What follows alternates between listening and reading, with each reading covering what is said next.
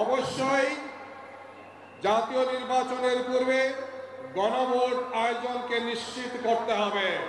জনগণের কাছে প্রশ্ন যে আদৌ তারা সংস্কার চান কিনা। এদের দ্বারা অতীতেও দেশের কল্যাণ হয় নাই, ভবিষ্যতেও কোনো কল্যাণ হবে না। প্রথম ছিল সংস্কার, ফ্যাসিবাদের দূষরদের বিচার এবং ঐতিহাসিক ত্রয়োদশ জাতীয় সংসদ নির্বাচন। এর মধ্যে সংস্কারের কার্যটি সম্পন্ন হয়েছে, কিন্তু তার আইনি ভিত্তির জন্য আমরা প্রথম থেকেই বলে আসছি যে আইনি ভিত্তির জন্য যে গণভোট যেটি একটি অপরিহার্য শর্ত, সেই গণভোটটি অবশ্যই জাতীয় সংসদ নির্বাচনের পূর্বে অনুষ্ঠিত হতে হবে। আমাদের এই দাবি এখন অব্যাহত আছে। আমরা যে 6টি বিভাগীয় শহরে সমাবেশ করেছি, জনতার ঢল নেমেছে। এছাড়াও আমরা বিভিন্নভাবে গত 5 মাস থেকে আন্দোলন সংগ্রাম করে আসছি।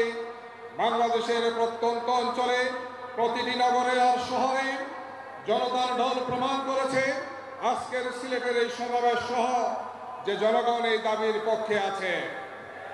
অবশ্যই জাতীয় নির্বাচনের পূর্বে গণভোট আয়োজনকে নিশ্চিত করতে হবে। এর জন্য যে ধরনের কর্মসূচি দেওয়া উচিত, যে কর্মসূচি আমাদের পালন করা প্রয়োজন, আমরা সেই কঠোর কর্মসূচি পালন করব ইনশাআল্লাহ। এর পাশাপাশি আমরা বলতে চাই যে সংস্কারের প্রস্তাব ঠিক করা হয়েছে, গণভোটে যাতে এই সংস্কারের প্রস্তাব ভোট জয়যুক্ত হয়, আমরা দেশবাসীকে সাথে নিয়ে সেটাকে আদায় করবো ইনশাআল্লাহ।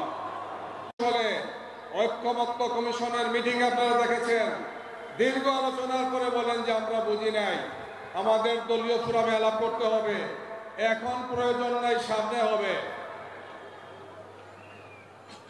গুরুত্বপূর্ণ 15টি সংস্কার প্রস্তাবে তারা নোট অফ ডিসেন্ট দিয়েছে। জনগণের কাছে প্রশ্ন যে আদৌ তারা সংস্কার চান কিনা।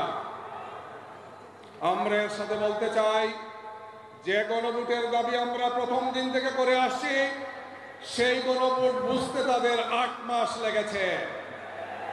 জনগণের কাছে তাদের আকাঙ্ক্ষা খুবই স্পষ্ট। আমরা এই ধরনের দল আর মানুষকে দেশবাসীর সামনে আমরা বলতে চাই তাদেরকে চিনে রাখেন। এদের দ্বারা অতীতেও দেশের কল্যাণ হয় নাই, ভবিষ্যতেও কোনো কল্যাণ হবে না।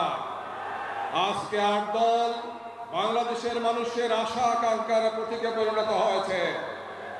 আমরা দৃঢ়ভাবে বিশ্বাস করি ক্ষুধামুক্ত, দারিদ্র্যমুক্ত, সন্ত্রাসমুক্ত, বৈষম্যমুক্ত, গুমমুক্ত প্লেইং ফিল্ডকে নিশ্চিত করা, সন্ত্রাসীদেরকে গ্রেফতার করা, অস্ত্র উদ্ধার করা, সব ধরনের আজকে যে ধরনের বিশৃঙ্খল অবস্থা তৈরি করার জন্য যারা চেষ্টা করছেন, আমাদের সমাবেশগুলোতে হামলা করছেন, চিহ্নিত এই সমস্ত সন্ত্রাসীদেরকে গ্রেফতার করে, অস্ত্র উদ্ধার করে, আইন শৃঙ্খলা বাহিনী সহ যারা এই নির্বাচনের সাথে থাকবেন তারা যাতে কোনো ধরনের কোনো টালবাহনা না করে।